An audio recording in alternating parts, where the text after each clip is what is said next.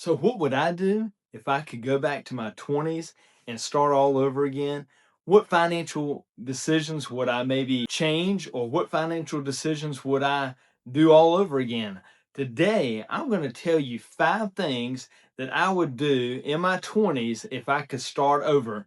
Now, guys, I just turned 40 back in October, and I cannot believe that I'm 40 years old now.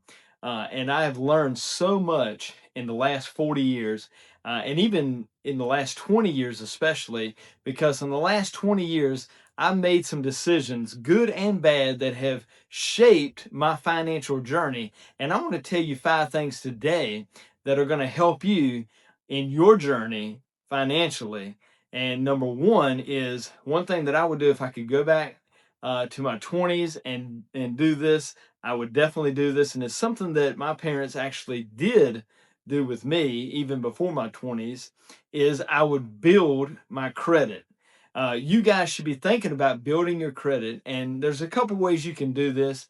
Number one, you can, something that my parents did for me was they purchased furniture. They did it in my name, and if you're able to purchase furniture, and your parents are able to purchase furniture in your name, or maybe you're in your 20s and you're just starting off and you're like, I want some furniture for my house or my apartment or whatever it may be. Buy it on credit, because lots of times furniture you can easily get it on credit. Buy it on credit, but make sure you pay that bill every single month, and that's going to help build your credit.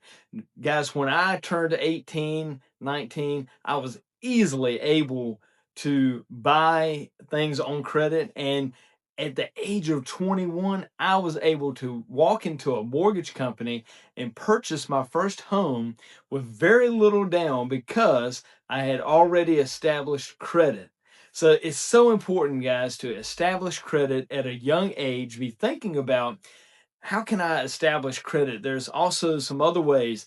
If you are renting, make sure that your landlord has a way to pay digitally. Rent.app is one that I use as a landlord.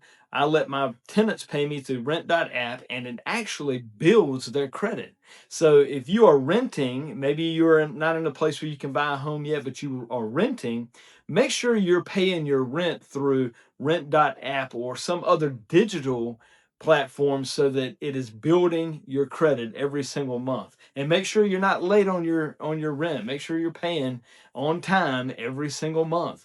Also, see if you can, get a small credit card. It doesn't have to be a large limit. In fact, you don't want a large limit when you're first starting out. You want something that's like a $1,200 credit limit, because that's going to force you to not go out and spend a lot of money.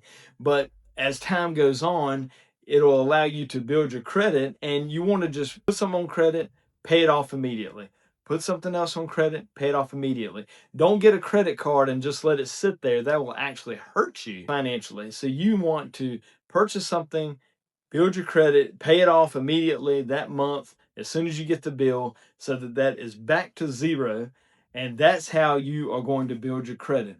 Now, speaking of buying a home, I encourage you to try and buy a house.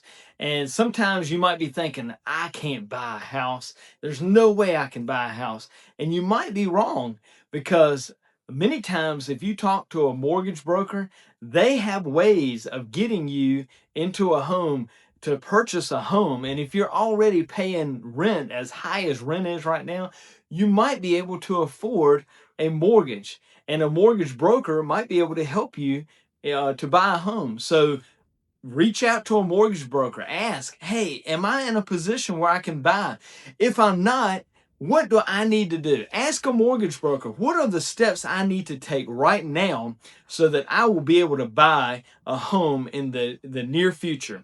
So buy a home, and guys, if you do buy a home, you're able to buy a home, make sure, if you're in your 20s and you're not married, you don't have kids, make sure you buy a home that you can, maybe a 2-bedroom, 3-bedroom home, or even better, a multi-family home like a duplex or triplex. Make sure you're buying something that you can rent out the rooms, or you can rent another unit in that multifamily complex, because that is going to pay your mortgage payment every month. Guys, what if you had a house that you didn't have to pay the mortgage for? How incredible would that be? And you can do that if you buy a home and rent the rooms out. If you're single and you don't have a spouse, or if you are married and your spouse is cool with it, rent those rooms out. That's a mistake I wish I wouldn't have made when I was in my 20s, because when I purchased my first home, I had a 2-bedroom home, but I didn't rent a room out. I could have had a roommate paying my mortgage. I could have been saving that money, and I could have used that for other expenses, or I could have used it to invest or save. So make sure you are you buy a house and you are renting a room out, or you're renting another unit out, and it's going to help you in the long run. Once you buy another house after that, you'll be able to keep that home, that multifamily or that single family home, and you'll be able to continue renting that out in the future. So it's a good investment to go on and buy a house if you're able to. The next thing I would do is I would get a 401k. Most of your jobs, especially if you're working a job like a career type job, they're going to have a 401k, and many of them will match whatever you're putting in. They will match it. So if you're putting in a percentage of your paycheck each month, your job will match that, and it's free money. Why not, right? And if you're going to work that job, or you can roll that 401k over to the next job you have, or the next job, whatever, on down the road, that is going to follow you, and it's going to just build and build and build. So make sure you're taking advantage of your 401k at your job. At least if they match, make sure you at least put in what they're going to match, so that you're getting the full amount that they're willing to give you, because it's free money, right? The next thing that I would do if I was in my 20s, and this is something that I didn't really do, I would like to say kind of later on I did, but I would start a business that was mine. Start a business that is yours. Because here's the thing, guys, even if you work a W-2 job, you need to have something that is yours.